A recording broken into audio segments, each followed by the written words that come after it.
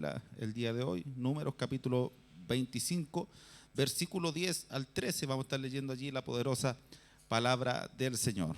Amén. Gloria a Dios. Es bueno cantar, es bueno alabar a Dios. Amén. Pero lo más importante es ir a la palabra. Amén.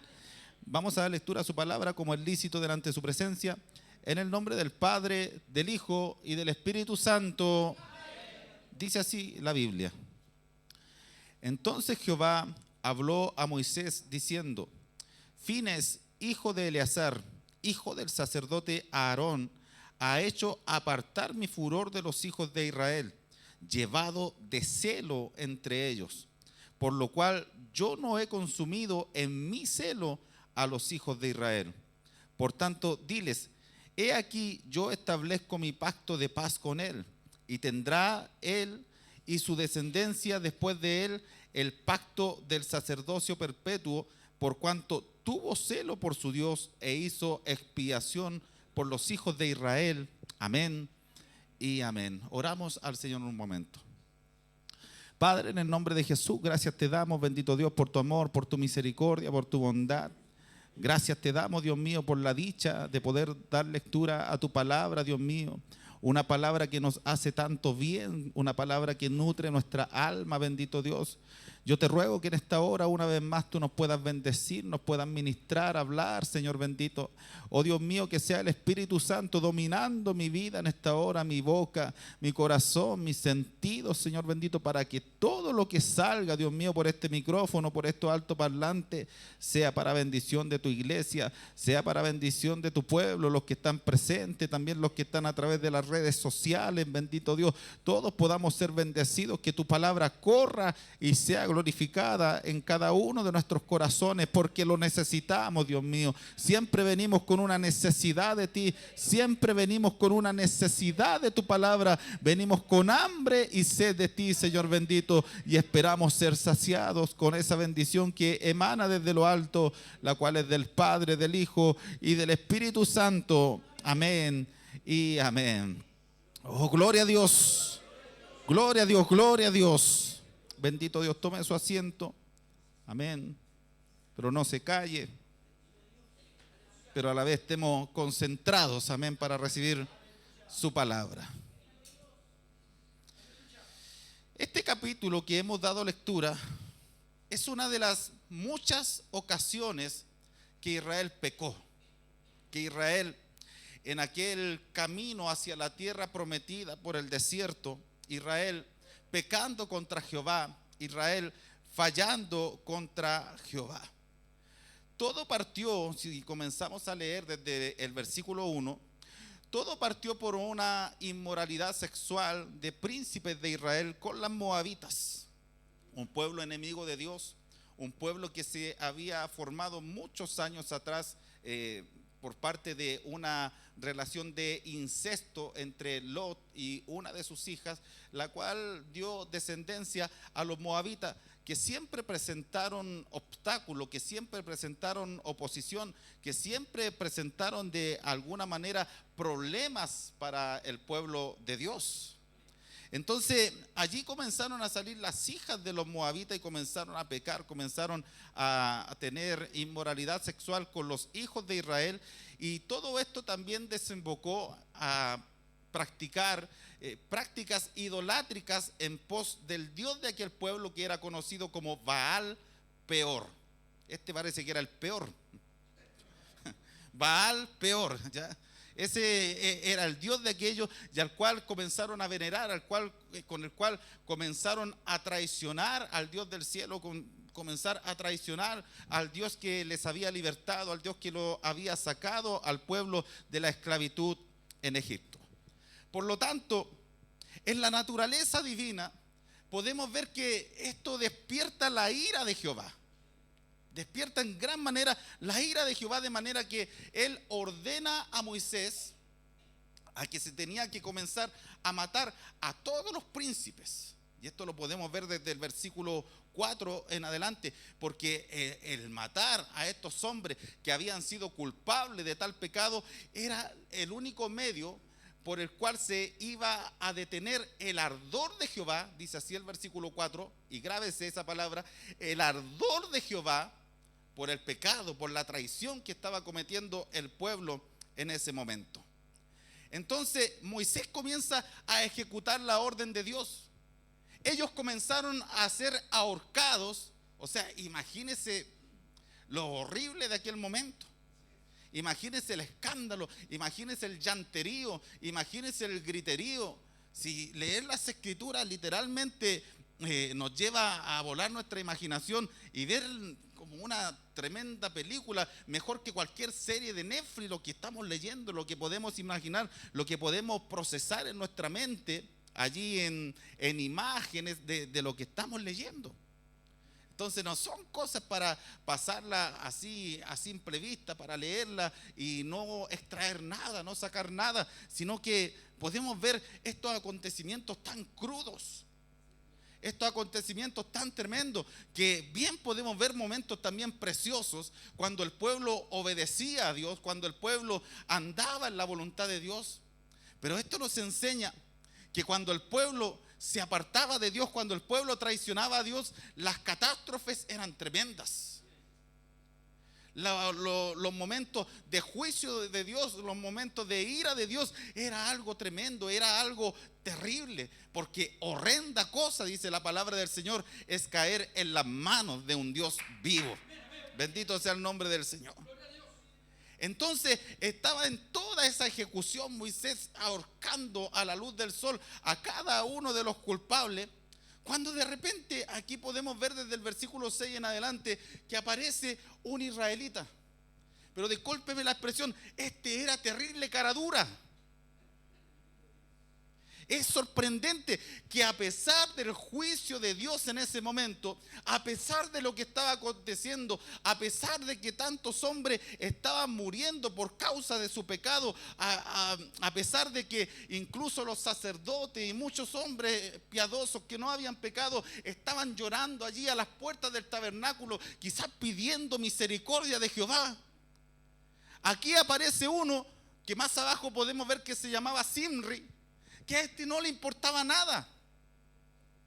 Este no estuvo ni ahí con nada en ese momento. A este no le importó nada en su corazón lo que estaba pasando. Y él toma a otra extranjera, a una madianita, y a los ojos de Moisés, a los ojos de todo el pueblo, la entra al tabernáculo, la entra a la tienda del tabernáculo, que eso viene siendo el lugar santo, hermano. Eso viene siendo el lugar santo. O sea, este hombre no tenía nada de temor de Dios, y los únicos que podían entrar a la tienda del tabernáculo eran los sacerdotes, y más adentro el único que podía entrar al lugar santísimo era el sumo sacerdote. No cualquiera podía pisar aquel lugar, no cualquiera podía manipular lo santo de Dios que estaba allí establecido en el tabernáculo de Dios, del cual Dios le había hecho a Moisés: háganse un tabernáculo y he aquí yo moraré con vosotros. He aquí mi presencia. O sea, todo lo que estaba allí ordenado, todo lo que estaba allí establecido era la imagen, era la representación de que la presencia de Jehová iba con ellos en medio de su peregrinación. Ya a este no le importó absolutamente nada y mete a una madianita al tabernáculo. Y aquí aparece otro, que este es el que me encantó. Este es el que llamó poderosamente mi atención en un momento leyendo las escrituras. Este aparece como un superhéroe. Aunque yo sé que en el Señor no habemos superhéroes, pero ilústrenlo así: este aparece como un héroe en este momento. Este se encendió de alguna manera y su nombre es Fines. Da el detalle de la palabra del Señor que es nieto de Aarón, hijo de Eleazar, los sacerdotes, el sumo sacerdote y el sacerdote. Él era de la dinastía sacerdotal. Entonces este hombre como que no le compró a lo que pretendía hacer el otro, y tomó la lanza y lo atravesó a ambos, tanto a Zimri como a la mujer que más abajo podemos ver que se llamaba Cosbi. Con una misma lanza los atravesó a ambos. Por eso los que interpretan las escrituras, los que saben, los que analizan, y juntando información con los historiadores, todo se llega a la conclusión de que los atraviesa a los dos juntos con una misma lanza, porque estaban en pleno acto de inmoralidad, en pleno acto sexual, a los ojos de todo el pueblo allí metido dentro del tabernáculo. Entonces este no lo aguantó, este no lo podía pasar por alto, y va y los atraviesa a los dos con una lanza y los mata. ¿Sabe qué es lo maravilloso, qué es lo sorprendente de esto? Que cuando los mató con la lanza, al instante cesó la mortandad. Al instante es como que quedó todo paralizado. Al instante es como que haya quedado todo en un silencio, siendo que ya habían muerto. ¿Sabe cuánto da la cifra, la palabra del Señor aquí? Que habían muerto hasta ese momento por el juicio de Jehová 24,000 hombres. O sea, una tremenda multitud por el furor de Jehová, por la ira de Jehová, por el juicio de Jehová en ese momento. 24,000 hombres.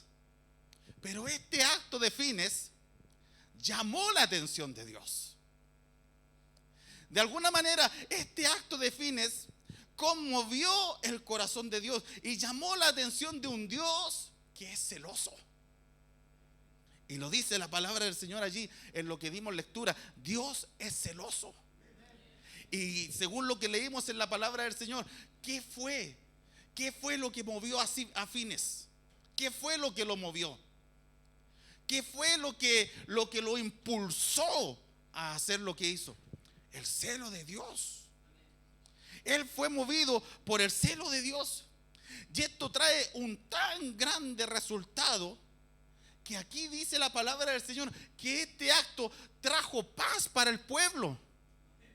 Trajo paz, y no tan solamente trajo paz para el pueblo en aquel momento, sino que también Dios a través de esto hizo expiación para los hijos de Israel. O sea, debemos dimensionar que fue un acto que realmente, poderosamente llamó la atención de Dios. Y por eso en la lectura de todo esto, en el análisis de todo esto, yo lo que quiero extraer, lo que quiero sacar, es el tema acerca del celo de Dios. El celo de Dios, algo que muchas veces se ha perdido. Algo que muchas veces se ha esfumado de las congregaciones. Hay tantas temáticas que podríamos hablar. Tantas temáticas, hay tantos principios, tantos conceptos. En este mismo púlpito, ¿cuántos mensajes se han predicado en este lugar? ¿Cuántos mensajes se han predicado allá en mi congregación en San Rafael? ¿Cuántos mensajes hemos escuchado? ¿Cuántos principios? ¿Cuántas cosas que quizás son mensajes que nos llevan a la algarabía, mensajes que nos llevan quizás a un avivamiento eclesiástico, quizás a momentos de fortaleza, momentos de renovación, momentos de quebrantamiento, momentos de cambio, momentos de arrepentimiento, diferentes tipos de efectos que puede traer la palabra del Señor para nuestras vidas? Pero hoy nos podemos dar cuenta que cuán olvidado está lo que es el celo de Dios en el cristiano. Cuán olvidado está lo que es el celo de Dios en las congregaciones. Por eso yo pregunto en esta hora, ¿somos celosos de Dios y de su obra? ¿Somos celosos de Dios y de su obra? ¿O hay cuantas cosas que nos dan lo mismo? ¿O hay cuantas cosas que las toleramos? ¿O hay cuantas cosas que ni siquiera nos afectan? Muchas veces no nos afecta que se profane lo santo de Dios, no nos afecta que se profane lo sagrado de Dios que es impartido a nosotros por medio del Evangelio, por medio de la palabra, por medio de la doctrina. Por eso la pregunta es, ¿somos celosos de Dios? ¿Somos celosos de su obra? Porque lo primero que debemos saber es que Dios, por naturaleza, Dios en su esencia es celoso. Él es celoso. Mire, la palabra celo en su significado original es lo mismo que hervir. Todos los días nosotros podemos ver una teterita en nuestra casa que se le echa agua, se pone allí al fuego, y cuando llega a su punto de ebullición, cuando llega a 100 grados Celsius, comienza a hervir, comienza a ebullir, comienza a brotar el vapor. Y eso es algo que quema. Es por eso que también esta palabra significa ardor. Por eso le decía que se detuviera a pensar allí en el versículo 4 que se hablaba del ardor de Jehová. Ardor de Jehová. Entonces son características que vemos en Dios en este relato. Porque esta palabra celo también significa pasión. Pasión, una persona apasionada. Es decir, en otras palabras, nosotros conocemos de un Dios que es apasionado. Dios es apasionado por lo de Él, por sus intereses. Dios arde por sus intereses. Tenemos un Dios que hierve con lo que a Él le importa, con lo que a Él le interesa, con lo que Él ha establecido en su palabra. Esta palabra celo también habla de ese color rojo que puede brotar en una persona cuando le fluye el enojo, cuando le fluye la ira. ¿Se ha enojado alguna vez usted? Bueno, Dios bendiga a esos 5. Yo me he enojado. Y que muchas veces ese enojo trae una manifestación de calor en el rostro. Trae una manifestación, y el que lo está mirando, o si se mira usted al espejo, se va a dar cuenta que va a estar rojo. Entonces, son muchas las descripciones de las cuales podemos entregar en esta hora para hablar, para definir de lo que se trata la palabra celo. Todas estas descripciones nos hacen pensar en el fuego. Celo es fuego, celo es una llama. Es como dice Cantares capítulo 8 versículo 6, cuando dice allí: duros como el Seol son los celos. O sea, los celos, que yo sé que también hay un área en que podemos hablar de malos celos, pero yo no estoy hablando de los malos celos. No estoy hablando de los celos enfermizos. Usted va a decir: sí, yo conozco ese celo en mi esposo, yo conozco ese celo en mi esposa, en la polola, en el pololo, aleluya. Pero yo no estoy hablando de ese celo enfermizo, de ese celo tóxico, como se dice hoy en día. Sino que aquí estamos hablando de un celo diferente y que se puede comparar incluso con la intensidad de las llamas del Seol. O sea, esto yo se lo estoy ilustrando para que usted pueda imaginar, para que usted pueda captar, para que usted pueda tomarle el peso a esta palabra, a esta pequeña palabra que estamos tomando en esta hora. En el caso divino, en el caso de la naturaleza divina, estamos hablando de una característica de Dios. En el Antiguo Testamento, ¿cómo se nos muestra el Padre? Y lo podemos ver descrito aún en el Decálogo, en los 10 mandamientos. En el capítulo 20, versículo 5 de Éxodo, cuando se habla acerca de que el pueblo no se debía inclinar a otros dioses. Y que es lo que precisamente también hizo aquí en el capítulo 25 de Números. No se debía inclinar ante otros dioses, no debía adorarlos, no debía postrarse delante de ellos. Y Dios le da la razón. ¿Por qué? Porque Jehová vuestro Dios es fuerte y celoso, que visita la maldad del pueblo y que no comparte su gloria con nadie. Imagínense cómo ellos iban a tener esa tremenda imagen del Dios celoso en el monte Sinaí, que tenían límites que no podían traspasar. Que Dios había establecido límites allí en el monte, como lo puede ver en Hebreos capítulo 12, descrito. Que si ellos traspasaban esos límites, si ellos traspasaban esa frontera, bastaría con poner un pie allí para darse cuenta del ardor, del furor de Jehová, del ardor del celo de Jehová, en que alguien caería muerto allí mismo, caería calcinado prácticamente allí mismo. Bendito sea el nombre del Señor. En el Nuevo Testamento, ¿cómo vemos a Jesús? Si hay cristianos que en su mente básica, en su mente simple, en su mente que es muchas veces limitada, en su mente que es muchas veces quizás también un tanto carnal, siempre se habla solamente de que Jesús es un hombre de amor y que pareciera que Él no quebraba ni un huevo. Siempre hablan, no, si Jesús era puro amor y solamente eso. No, Jesús, por supuesto que Él era amor, Él es amor, pero Él también tenía otras cualidades que formaban su esencia, que formaban la esencia del Salvador, que forman la esencia del Mesías que vino a cumplir su ministerio en esta tierra. De manera que a ese mismo Jesucristo de amor, que tal vez lo vemos sanando al leproso, al ciego, al paralítico, atendiendo con cariño a los niños, sí podemos ver toda esa parte tierna de Jesús. Y nos gusta esa parte amorosa, esa parte tierna de Jesús, haciéndole cariñito allí al leproso y diciéndole, sí, quiero ser limpio. Bonito, lindo. Eso también nosotros lo rescatamos y son cosas que ministran nuestras vidas. Pero cuando entró al templo y cuando vio que estaban haciendo mercadería en el templo, y cuando vio que estaban haciendo un mal uso del templo, cuando vio allí a los cambistas que estaban vendiendo productos, que no les importaba vender animales cojos, que la gente llegara a comprar un animal cojo y presentaran cualquier cuestión ante la presencia de Jehová, y haciendo mercadería, haciendo ganancia deshonesta en ese lugar, allí vemos a Jesús en otra faceta. Lo vemos que no sé de dónde sacó el látigo, no sé si lo andaba trayendo, no sé si se lo quitó a otro, no sé si se lo pasaron, no lo sé, pero tenía un látigo en su mano y comenzó a derribar todas las mesas de aquellos comerciantes.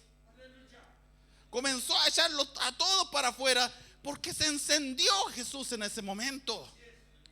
Y allí nos encontramos con la frase en Juan capítulo 2, versículo 17, cuando dice el Señor Jesucristo: el celo de tu casa, el celo de tu casa me consume. En otras palabras, según lo que hemos visto en toda esta descripción de la palabra celo, hubo una hoguera que se encendió dentro de Jesús, que Él mismo declara sentirse consumido por ver tanta maldad. Él mismo declara sentirse consumido, que la casa que había sido establecida para ser de oración para todas las naciones, la casa que había sido establecida para ser casa de Dios, la habían transformado en una cueva de ladrones. Y eso lo hizo encenderse. Y Él por eso decía: el celo de tu casa me consume. O sea, podemos ver al Dios el Padre celoso. Podemos ver a Dios el Hijo en su ministerio celoso.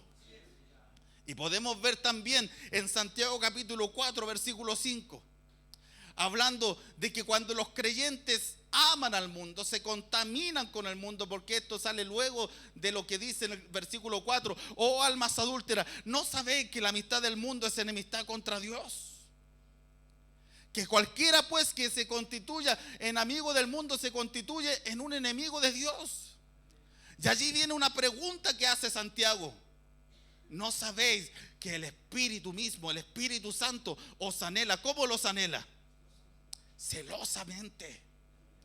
O sea, un fuego encendido celosamente. Es decir, podemos ver que también la palabra celo está vinculada con el anhelo. Porque si tenemos un Dios celoso, tenemos un Dios que nos anhela. Y que muchas veces nosotros nos descuidamos y nosotros aquí provocamos al Señor, lo provocamos a celo. Cuando pecamos, cuando fallamos, cuando amamos las cosas de este mundo, cuando no nos comportamos de la manera correcta, cuando cambiamos a Dios por cualquier cuestión, Él es provocado a celo. Pero ese mismo celo lo lleva a anhelarnos. De manera que muchas veces nos va a tener que atraer. Es por eso que Dios también es ilustrado en la palabra del Señor como un esposo. Como un esposo que muchas veces sí puede tener un celo sano por su esposa. Es por eso que el Dios en los días de Osea no soportaba ver al pueblo tan contaminado, no soportaba ver al pueblo tan mundano, tan idólatra.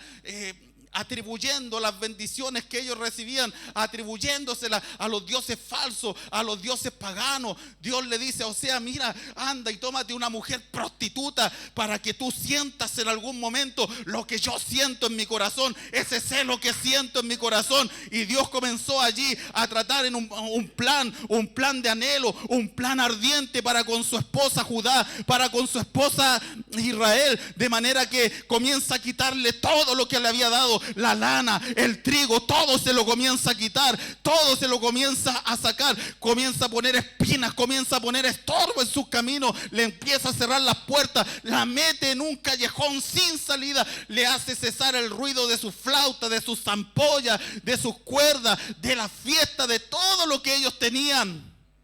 Y dice el capítulo 2, versículo 14: he aquí la traeré y la llevaré al desierto, allí donde no tenga nada más que mirar para el cielo, allí donde vuelva a clamarme, allí donde vuelva a depender de mí. La traeré al desierto y allí hablaré a su corazón. Allí va a tener mi atención, allí le voy a hablar, allí vamos a tener que ajustar cuentas. Así actúa este Dios celoso. Y allí el versículo 15 dice: ¿para qué? ¿Para qué?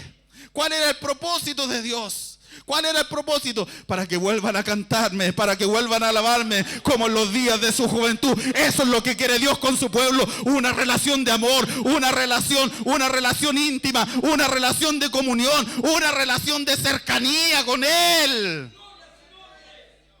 Bendito sea el nombre del Señor. Y allí está el Espíritu Santo muchas veces anhelándonos celosamente.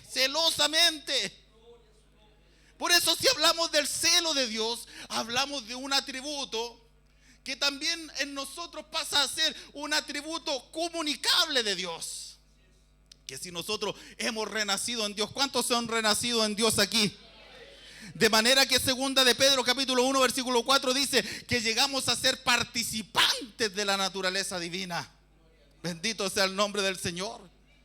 Entonces nosotros, cuando vamos conociendo el Evangelio, nosotros vamos conociendo a Dios, vamos teniendo intimidad con Él, vamos conociendo al Espíritu Santo, vamos siendo llenos del Espíritu Santo, vamos conociendo lo que es el fuego del Espíritu Santo. ¿A cuántos les gusta el fuego del Espíritu Santo? ¿A cuántos les gusta sentirse ardientes de amor por Dios, ardientes de pasión por Dios? Ese ardor que sintió Jeremías en algún momento, que cuando quería dejarlo todo, cuando quería abandonarlo todo, cuando dijo: ya no quiero predicar más, ya no quiero profetizar más, porque tengo puros problemas, se me levanta el enemigo, se me levanta el diablo, se me levanta el pueblo. Él dice: no obstante, había un fuego dentro de mí, un fuego que traté de resistirlo, pero no pude. Ese es el fuego que nos imparte Dios, ese es el fuego que nos imparte el Espíritu Santo, que muchas veces quizás tenemos la intención de dejarlo todo, de abandonarlo todo, pero si estamos aquí en pie es porque hay un fuego que fluye en nosotros. Es un fuego sobrenatural, es el fuego del Espíritu Santo de Dios. Alabado sea Dios. Pero ese mismo fuego también nos debe inundar de esta cualidad, porque el celo de Dios no es una opción, es un deber en nosotros. Un deber.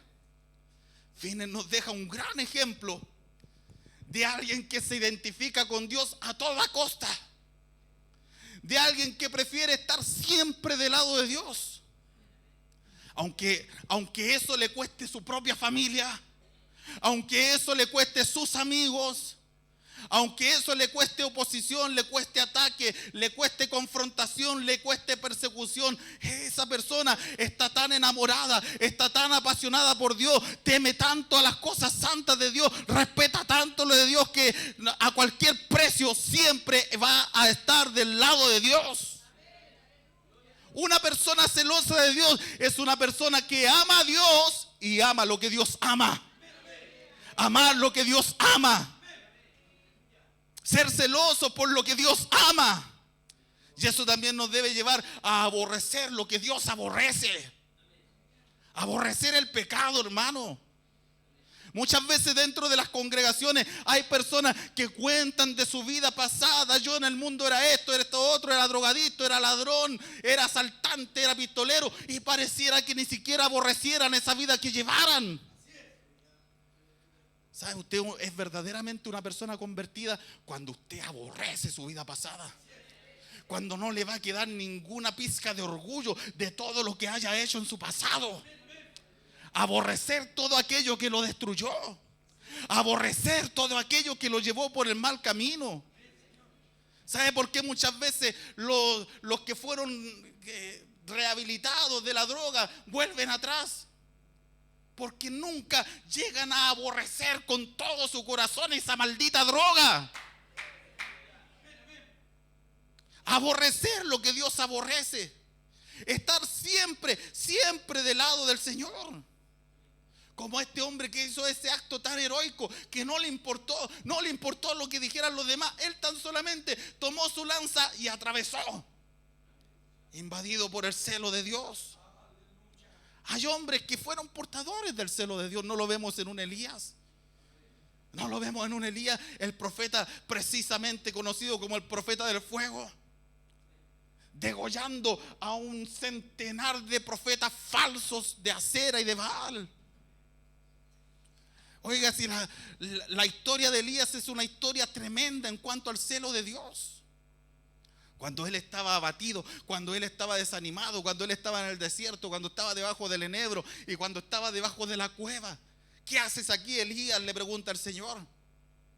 Él es como que dijera: Señor, es que me siento tan celoso de este pueblo. He sentido un vivo celo por este pueblo tan julero. Discúlpeme que lo parafrasee de esa manera. Por este pueblo tan infiel estoy lleno de celo. A lo mejor Dios no le aprobó tanto ese sentimiento en ese momento, pero por último ese celo lo tenía a favor de Dios y no en contra. Él siempre poniéndose del lado de Dios, él siempre sintiéndose comprometido con Dios hasta los huesos. Hoy en día nosotros vemos la maldad y nos da lo mismo. Muchas veces vemos el pecado y nos da lo mismo. ¿Qué decir de un Jehú? Segunda de Reyes capítulo 10 versículo 16. Un Jehú que fue ungido rey de Judá y fue utilizado para matar a toda la casa de Acab. O sea, todo ese celo que sintió Elías, el Señor lo traspasó a Jehú para matar a todos esos juleros, hermano. Y él allí en ese versículo, él estaba hablando con un hombre llamado Jonadab y dice: ven, acompáñame y vas a ver si el celo de Dios no habita en mí. Y exterminó a todos los hermanos de Acab, movido por el celo de Dios. Ejemplo que podemos ver en las escrituras de hombres portadores del celo de Dios. Lo podemos ver también en Pablo, en 2 Corintios capítulo 11 versículo 2. Cuando Pablo, mirando que muchos falsos apóstoles, falsos maestros se metían a intervenir el buen trabajo que él hacía junto a sus compañeros, ¿cómo le escribía ahí a la iglesia de Corintios? Os celo con celo de Dios. Esto no me puede dar lo mismo. Cuando veo que vienen otros y les meten falsas doctrinas, cuando veo que vienen otros y en vez de hacerlos crecer, en vez de bendecirlos, en vez de ministrarlos, los conducen a la apostasía, los conducen a que quizás ustedes sean extraviados de la verdadera, de la sincera fidelidad a Cristo. Esto no me puede dar lo mismo, dice el apóstol Pablo. Esto me llena de celo, esto me llena de llama. La iglesia de Tiatira, ¿por qué fue amonestada? Porque le faltaba celo. Quizás no lo dice allí literalmente, Apocalipsis capítulo 2 versículo 20. Quizás usted no se encuentra allí con la palabra celo. Pero ¿qué es lo que tenía el Cristo de la gloria? El que se presenta ante la iglesia, ante las 7 iglesias de Asia, con sus ojos como llama de fuego. ¿Qué tenía en contra de esta iglesia? Que toleras que esa mujer llamada Jezabel, que toleras la doctrina de Jezabel, que ha llevado a muchos de mis siervos a pecar. A ti te da lo mismo. Y le habla allí al ángel de la iglesia de Tiatira. Pareciera que te diera lo mismo. Los estás tolerando. Dejas que esa impía se ande paseando allí en medio de la congregación. Una persona digna de expulsar o no era digna de expulsar. digna de comulgar, porque quizás en el tiempo de la gracia, claro, no iban a tomar una lanza y le iban a atravesar, no iban a tomar una cuchilla para matarla, no, pero ¿cuántas veces podemos leer en las Escrituras, apártate de los tales? Pero a veces nosotros tenemos más misericordia que Dios. Y a veces cuando el pastor tiene que tomar decisiones por el bien de la obra, cuando muchas veces el pastor, decisiones que muchas veces no son fáciles, hermano, no son fáciles. Cuando muchas veces se le ha tenido que decir a una persona, ¿sabe qué? Usted deja de pertenecer a esta iglesia, porque le hacía daño a la congregación. No lo van a estar echando por ser bueno, porque le hacía daño a la congregación. Pero después andan los hermanitos diciendo, ay, que el pastor que es malo, ay, el pastor no tiene amor. El pastor te ama a ti, por eso tiene que tomar decisiones. El pastor ama a esta congregación, por eso muchas veces tiene que tomar tristes y penosas decisiones, pero que son movidas por un celo de Dios, un celo que debe tener un ministro de Dios, porque si el apóstol Pablo lo tenía, si un Elías lo tenía, nosotros los que somos los ministros de Dios, los predicadores del evangelio, nosotros que somos líderes dentro de las iglesias, debemos ser portadores de este celo de Dios. Portar con este celo, somos llamados a tener celo ante lo que a Dios no le agrada, ante la falta de respeto muchas veces dentro de la casa del Señor, porque muchas veces sube gente en pecado al púlpito o al coro. Estoy hablando ahora en términos generales. Muchas veces gente en pecado toma honra dentro de la obra del Señor, y nos falta el hermano que sabe. Nos falta el hermano que lo vio, que tiene conocimiento de la mala práctica de aquel hermano, de aquella hermana. ¿Y qué hace? Se queda callado. Y hoy en día, y disculpen la expresión, ¿sabe lo que dicen? Es que no soy sapo. ¿O no, pastor? No, es que yo no soy sapo. No, es que yo no soy acusete, carecuete. Bendito sea el nombre del Señor. Pero si usted ama la obra, ¿cuánto aman la obra? Si usted tiene algo del celo de Dios en su corazón, ¿qué va a hacer? No le va a importar que sea su amigo, no le va a importar que sea su amiga. Claro, quizás va a seguir el orden bíblico. Primeramente va a molestar a esa persona, y si esa persona no la quiere escuchar, si esa persona no se quiere arrepentir, va a tener que informar. Porque usted no puede tolerar que se meta el pecado en el púlpito, que se meta el pecado en el coro, que se meta el pecado en la congregación, y que muchas veces eso estorbe el fluir de la bendición de Dios. Que muchas veces el culto se vuelva pesado por gente que no está en condiciones óptimas para ministrar. Porque hay gente inconsciente, hermano. Hay gente que va a tomar el cargo, que va a tomar la honra, y aunque estén en pecado, y no les va a importar absolutamente nada. Gente que ha perdido el temor a Dios, gente que incluso dentro de las congregaciones puede tener una mente cauterizada, una conciencia cauterizada. Pero ahí tiene que estar usted, ser un atalaya celoso. Usted tiene que ser una voz de alerta, tiene que ser una persona que se rebele, que se retome contra esas cosas. Ser una persona que vele por lo de Dios. Y aunque le digan el guata de costra, la espinita, aunque le digan el chupamedia, aunque le digan el sapo de la iglesia, la acusete de la iglesia, no importa. Usted está velando por lo que Dios ama. Usted está velando por lo santo de Dios. Usted está velando por la obra de Dios. Porque amamos a Dios. Amamos a aquel que nos salvó. Amamos a este Dios que nos redimió. Amamos a este Dios que nos tiene en este lugar en su amor, en su gracia y en su misericordia. El salmista en el Salmo 119, versículo 139 decía: mi celo me ha consumido porque mis enemigos se olvidaron de tus palabras. Yo sé que obviamente también esto debe ir acompañado de misericordia. Si yo sé que aquí no vamos a andar matando a nadie como en el antiguo tiempo, pero ese mismo celo te tiene que llevar a corregir al hermano con espíritu de mansedumbre, como dice Gálatas capítulo 6:1. Sí, con espíritu de mansedumbre, pero no quedarte allí. No quedarte en silencio, no quedarte estático. Ese mismo celo te va a llevar a restaurar. Ese mismo celo te va a llevar a levantar. Ese mismo celo te va a llevar a que haya muchas veces misericordia de Dios. Porque este acto de celo también provocó misericordia de Dios para el pueblo. Provocó que cesara la mortandad. Ese mismo celo muchas veces te va a llevar a que haya bendición de Dios sobre el pueblo y no maldición. Bendito sea el nombre del Señor. Debemos cuidarlo de Dios. Decirle a lo malo, malo, a lo blanco, blanco, a lo negro, negro, al pan, pan, al vino, vino. Esa es la gente que Dios busca. Y con esto quiero finalizar. El ser celosos por Dios nos trae una bendición.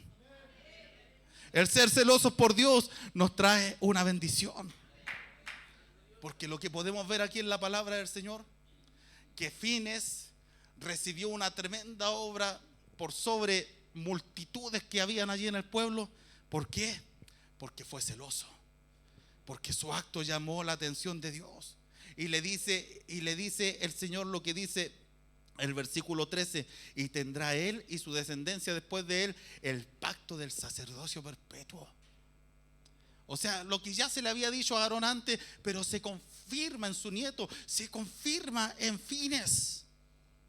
Tener la honra de Dios, ser honrado por Dios, porque realmente amaba a Dios, porque realmente este era un apasionado por Dios, porque este no era un tímpano de hielo en medio de la congregación. Este era alguien que se apasionaba, este era alguien que amaba la ley, que amaba la palabra, que amaba a Dios, que amaba al siervo Moisés, que amaba a los líderes. Era alguien que realmente le importaba lo que a Dios le importa. Bendito sea el nombre del Señor. Y esa bendición allí continuó.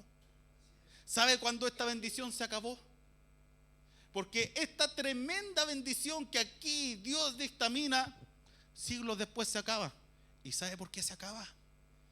Porque siglos después un descendiente de Fines, uno de los descendientes que se llamaba Elí, no tuvo celo de Dios, viendo el pecado de sus hijos, que fornicaban con las que velaban a la puerta del templo, que tenían la falta de respeto de tomar de las ofrendas de Jehová.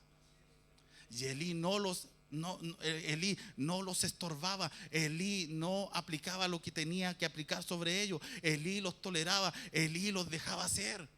Estos se llamaban Ofni y curiosamente el otro se llamaba Fines. Porque qué curioso, una bendición que comenzó con un Fines que temía a Dios y que tenía celo por Dios. Y termina aquí participando también en un Fines que no tenía temor de Dios. Y Dios allí sentencia en 1 Samuel capítulo 2 versículo 30: yo a ti, Elí, había dicho que tu descendencia tendrían pacto perpetuo. Había dicho que ustedes estarían siempre en el sacerdocio. ¿Y qué dice el Señor allí? Ahora yo nunca tal haga. Nunca yo tal haga. Porque yo honraré a los que me honran. Y a los que me menosprecian serán tenidos en poco. O sea, debemos honrar a Dios. O sea, el celo es algo que nos debe llevar a honrar a Dios. Es algo que nos debe llevar a velar por las cosas de Dios. Ser personas apasionadas, ser personas que arden por Dios. ¿Cómo era conocido Juan según Juan capítulo 5 versículo 35? Juan el Bautista, ¿cómo era conocido en su mensaje de arrepentimiento hacia el pueblo? Como una antorcha que ardía, como una antorcha encendida. Por eso nosotros debemos pedir el fuego de Dios en esta hora. ¿Cuántos necesitan el fuego de Dios? Si el fuego de Dios no es tan solamente para danzar, el fuego de Dios no es tan solamente para hablar en lengua, el fuego de Dios no es tan solamente para cosas carismáticas, no, sino que esta también es otra obra del fuego de Dios. Ser personas apasionadas, ser personas celosas, ser personas que amen a Dios con amor ardiente, ser personas que estén aquí en el culto, estén aquí en un ardor, seamos una llama viva, y ser personas que amen lo que Dios ama y aborrezcan lo que Dios aborrezca. Por eso yo pregunto en esta hora de nuevo: ¿somos celosos de Dios y de su obra? Póngase de pie y dígale: Señor, yo quiero tener ese celo. Señor, me estoy apagando. Señor, tengo puro frío por dentro. Dígaselo al Señor si se lo tiene que decir. Señor, ya no me apasiona lo que antes me apasionaba. Ya no me apasiono por ti. Ya no ardo por lo de ti. Ya no tengo un vivo celo por lo de ti. Pareciera que las cosas me dan lo mismo. Estoy perdiendo el temor. ¿Cuántos papás no han estorbado a sus hijos en sus maldades, en sus pecados? Porque ya no tienen el celo de Dios en su vida, ni siquiera para tratar con sus propios hijos. Pero dígale al Señor en esta hora, a través de tu Espíritu Santo: Compárteme de ese celo. Compárteme de ese ardor. Compárteme de esa cualidad, Padre, en el nombre de Jesús. Gracias te damos, bendito Dios, por tu palabra. Una palabra, Dios mío, eficaz para nuestras vidas, Señor bendito. Un ejemplo que podemos ver en las Escrituras. Un ejemplo, Dios mío, que nos hace bien.